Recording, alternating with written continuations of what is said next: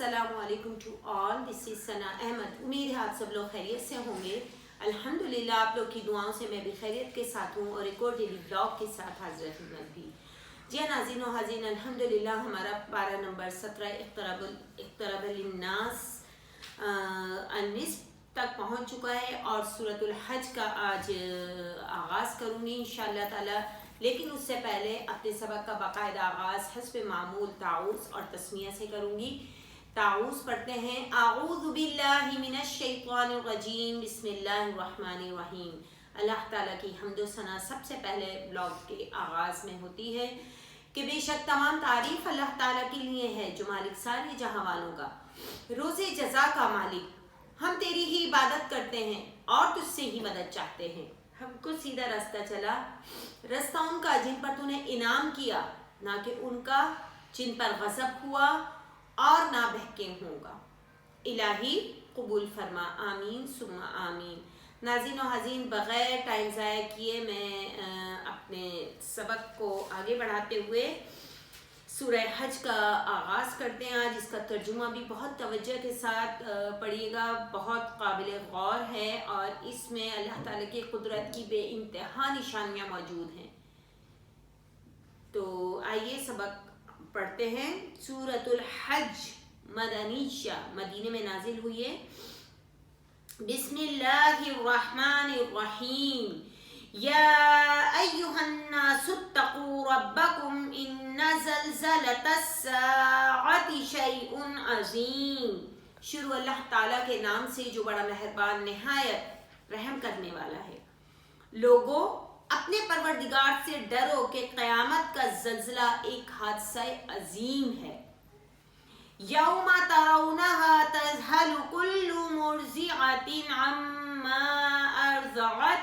وتضع كل ذات حمل حملها وترى الناس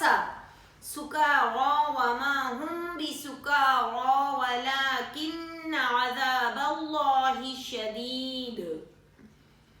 اے مخاطب، جس دن تو اس کو دیکھے گا، اس دن یہ حال ہوگا کہ تمام دودھ پلانے والی عورتیں اپنے بچوں کو بھول جائیں گی اور تمام حمل والیوں کے حمل گر پڑیں گے اور لوگ تجھ کو متوالے نظر آئیں گے، مگر وہ متوالے نہیں ہوں گے بلکہ عذاب کو دیکھ کر مدہوش ہو رہے ہوں گے۔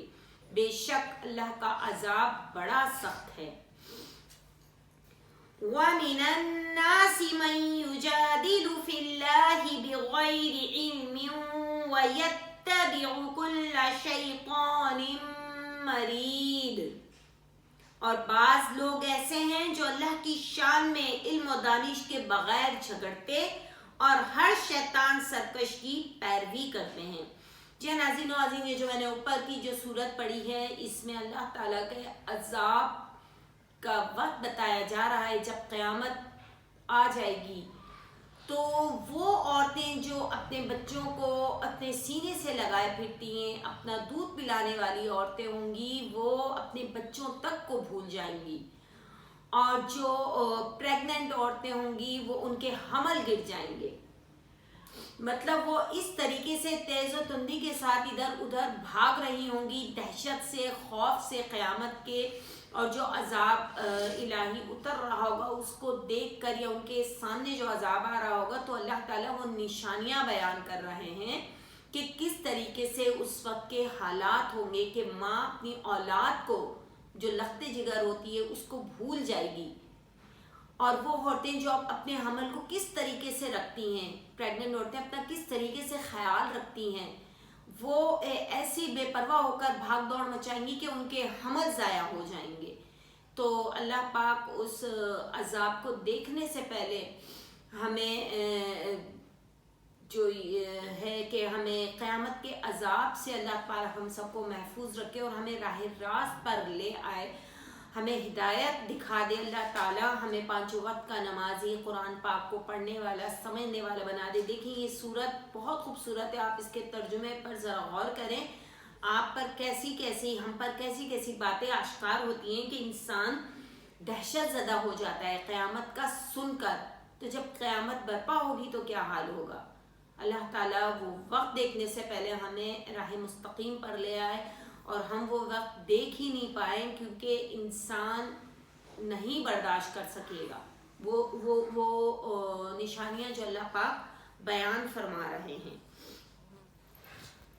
آگے آ جاتا ہے کتب علیہ انہ من تولاہ فانہ یضلہ ویہدیہ الی عذاب السعیر، جس کے بارے میں لکھ دیا گیا ہے کہ جو اسے دوست رکھے گا تو وہ اس کو گمراہ کر دے گا اور دوزخ کے عذاب کا رستہ دکھائے گا۔ کون ہے؟ شیطان کو۔ جو شخص شیطان کو دوست رکھے گا تو وہ ہمیں کیا کرے گا؟ شیطان ہمیں راہ راست نہیں دکھائے گا، سیدھا راستہ نہیں دکھائے گا ہدایت کا، بلکہ ہمیں گمراہی کی طرف لے جائے گا۔ تو ہمیں شیطان کا دوست نہیں بننا ہے، اس کی باتوں پر عمل نہیں کرنا ہے، وہ جو ہمیں جس سمت کی طرف لے کے جا رہا ہے اس سے کنارہ کشی اختیار کرنی ہے۔ آگے ہے یا ایھا الناس ان کنتم فی ریب من البعث فإنا خلقناكم من تراب ثم من نطفة ثم من علقة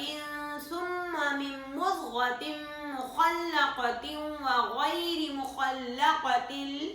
لنبين لكم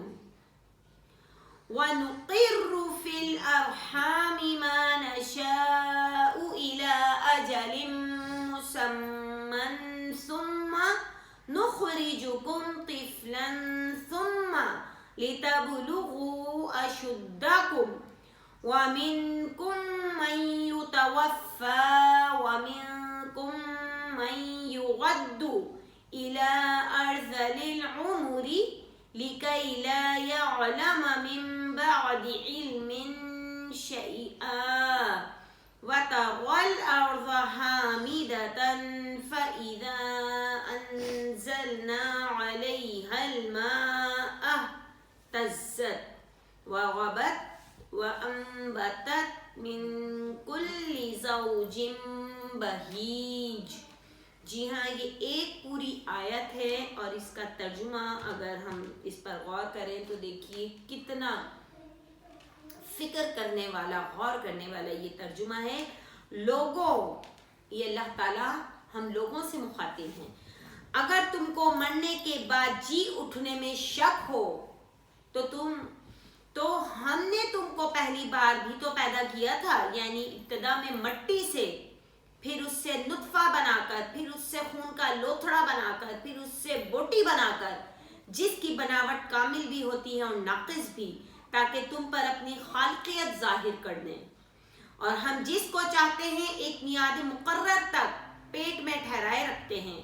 پھر جب تم بچہ بن کر نکلتے ہو، پھر تم جوانی کو پہنچتے ہو، اور بعض قبل پیری مر جاتے ہیں اور بعض شیخ فانی ہو جاتے ہیں اور بڑھاپے کی نہایت خراب عمر کی طرف لوٹائے جاتے ہیں کہ بہت کچھ جاننے کے بعد بالکل بے علم ہو جاتے ہیں۔ مطلب جب انسان اتنا بڑھاپے کی عمر تک پہنچ جاتا ہے تو اس کا دماغ بالکل بچوں والا دماغ ہو جاتا ہے۔ اور اے دیکھنے والے، تو دیکھتا ہے کہ ایک وقت میں زمین خشک پڑی ہوتی ہے، پھر جب ہم اس پر مینا برساتے ہیں تو وہ شاداب ہو جاتی ہے اور پھر ابھرنے لگتی ہے اور طرح طرح کی بارونق چیزیں اگاتی ہے۔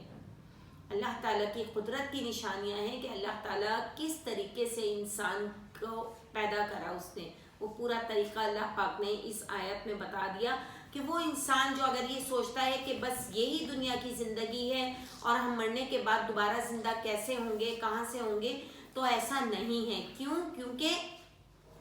اللہ تعالیٰ جو ہے وہ مرنے کے بعد دوبارہ انسان کو زندگی مہیا کرے گا، عطا کرے گا، اور وہ ہماری اصل زندگی وہی ہوگی جو مرنے کے بعد کی ہوگی۔ تو ہمیں اس پر اپنا ایمان کو کامل رکھنا ہے، پختہ رکھنا ہے۔ ذَلِكَ بِأَنَّ اللَّهَ هُوَ الْحَقُّ وَأَنَّهُ يُحْيِي الْمَوْتَى وَأَنَّهُ عَلَى كُلِّ شَيْءٍ قَدِيرٌ، اور قدرتوں سے ظاہر ہے کہ اللہ ہی قادر مطلق ہے، جو برحق ہے اور یہ کہ وہ مردوں کو زندہ کر دیتا ہے، اور یہ کہ وہ ہر چیز پر قدرت رکھتا ہے۔ وَأَنَّ السَّاعَةَ آتِيَةٌ لَا رَيْبَ فِيهَا وَأَنَّ اللَّهَ يَبْعَثُ مَن فِي الْقُبُورِ، اور یہ کہ قیامت آنے والی ہے، اس میں کچھ شک نہیں، اور یہ کہ اللہ سب لوگوں کو جو قبروں میں ہیں جلا اٹھائے گا، مطلب دوبارہ زندہ کر دے گا۔ وَمِنَ النَّاسِ مَن يُجَادِلُ فِي اللَّهِ بِغَيْرِ عِلْمٍ وَلَا هُدًى وَلَا كِتَابٍ مُنِيرٍ، اور لوگوں میں کوئی ایسا بھی ہے جو اللہ کی شان میں بغیر علم و دانش کے اور بغیر ہدایت کے اور بغیر کتاب روشن کے جھگڑتا ہے۔ ثَانِيَ عِطْفِهِ لِيُضِلَّ عَن سَبِيلِ اللَّهِ لَهُ فِي الدُّنْيَا خِزْيٌ وَنُذِيقُهُ يَوْمَ الْقِيَامَةِ عَذَابَ الْحَرِيقِ، اور تکبر سے گردن موڑ لیتا ہے تاکہ لوگوں کو اللہ کے رستے سے گمراہ کر دے، اس کے لیے دنیا میں ذلت ہے، اور قیامت کے دن ہم اسے عذاب آتش سوزاں کا مزہ چکائیں گے۔ ذَلِكَ بِمَا قَدَّمَتْ يَدَاكَ وَأَنَّ اللَّهَ لَيْسَ بِظَلَّامٍ لِّلْعَبِيدِ، اے سرکش، یہ اس کفر کی سزا ہے جو تیرے ہاتھوں نے آگے بھیجا ہے، اور اللہ اپنے بندوں پر ظلم کرنے والا نہیں۔ جی ہاں ناظرین و حاضرین، یہاں اللہ تعالیٰ فرما رہے ہیں کہ کوئی میں اپنے بندے پر ظلم نہیں کر رہا، یہ ظلم اس بندے نے خود اپنے لیے تجویز کیا ہے، راہ راست پر آ کر نہیں، ہدایت پا کر نہیں۔ جب میں نے اپنے پیغمبر دنیا میں اتارے، ہر قوم میں اللہ تعالیٰ نے پیغمبر بھیجے اس قوم کی اصلاح کے لیے، لیکن اگر اس قوم نے اپنے پیغمبروں کو جھٹلایا، ان کی باتوں کو جھٹلایا، تو اس میں اس پیغمبر کا کوئی قصور نہیں، اس میں قصور اس قوم والوں کا ہے، جو ہدایت پانے کے بجائے بے ہدایت ہو گئے، گمراہ ہو گئے اور گمراہی کی تاریکیوں میں غرق ہو گئے۔ پھر اللہ تعالیٰ نے ان پر ایسا عذاب مسلط کیا کہ وہ عذاب آج تک ہم بھی بھگت رہے ہیں، اور وہ تو قوم بھگت کر ختم ہو گئی ہے، لیکن اس عذاب کے جو اثرات ہیں وہ آج بھی ہیں، مختلف عذابوں کی صورت میں، مختلف چیزوں کی صورت میں، جیسے مینڈک کا عذاب اللہ نے دیا تھا، جوں کا عذاب، کھٹمل کا عذاب، اور اللہ تعالیٰ نے بندروں کا عذاب، مطلب ان کو سور بنا دیا تھا، ان کی شکلوں کو بندر، ان کے بچوں کو بندر اور سور بنا دیا تھا، کس طریقے سے انہوں نے اپنے بچوں کو چھپا دیا تھا، اور پھر جب وہ وہاں جا کر انہوں نے دیکھا ان پیغمبر نے، تو وہاں وہ بچے اللہ معاف بندروں کی شکل میں، تو ان کی پوری نسلیں بندر بن گئی، جو نسل سے آج بھی دیکھیں بندر دنیا میں موجود ہیں۔ تو یہ سب عذاب الہی کی قدرت کی نشانیاں ہیں۔ اللہ تعالیٰ اپنی موجودگی کا اظہار ہر چیز سے کرتا ہوا نظر آتا ہے، لیکن ہم ان چیزوں سے کنارہ کشی اختیار کیے ہوئے، ہم ان چیزوں سے منہ موڑ لیتے ہیں، ہم ان چیزوں پر، وہ چیزیں ہم پر اثر انداز نہیں ہو رہی، ہم لگتا ہے کہ ہم حقیقت سے منہ موڑ رہے ہیں، ایسا نہیں کرنا ہے، ہمیں ان چیزوں کو دیکھ کر، حقیقت کو دیکھ کر اس سے سبق سیکھنا ہے۔ یہی میرے آج کا ولاگ اسی پر مبنی تھا کہ اللہ تعالیٰ نے کس طریقے سے انسان کی خلقت بتا دی کہ کس طریقے سے میں نے انسان کو پیدا کیا، خلق کیا، اور پھر اس میں کس طریقے سے اس کی بناوٹ کی، اور کس طریقے سے اس کو بنایا اور دنیا میں لایا، اور میں نے اس کو مارا، اور اس کے بعد وہ دوبارہ زندہ بھی کیا جائے گا۔ اس پر ہمارا کامل ایمان ہونا چاہیے، ایمان مفصل، ایمان مجمل اسی چیز پر مبنی ہے، ان تمام باتوں پر ہمیں مکمل ایمان رکھنا ہے۔ انشاءاللہ تعالیٰ آگے دوبارہ سبق کا آغاز کر اسی صورت سے اسی ترجمے کو آگے لے کر چلیں گے۔ آپ لوگ ضرور اس کو پڑھیے گا، اس کو زیر فکر غور و فکر کیجیے گا اس ترجمے پر، اور اپنے آپ میں عذاب الہی کو لاتے ہوئے کہ اللہ تعالیٰ کے خوف کو دل میں خوف خدا رکھیے، باقی تمام کام اللہ تعالیٰ خود بخود آسان کر دیتا ہے انشاءاللہ عز و جل۔ امید ہے آپ کا آج کا ولاگ آپ لوگ کو بہت پسند آئے گا، سمجھ میں بھی آئے گا، اور اس پر عمل درآمد بھی کریں گے انشاءاللہ عز و جل۔ ٹل دین اللہ حافظ، السلام علیکم ورحمۃ اللہ وبرکاتہ۔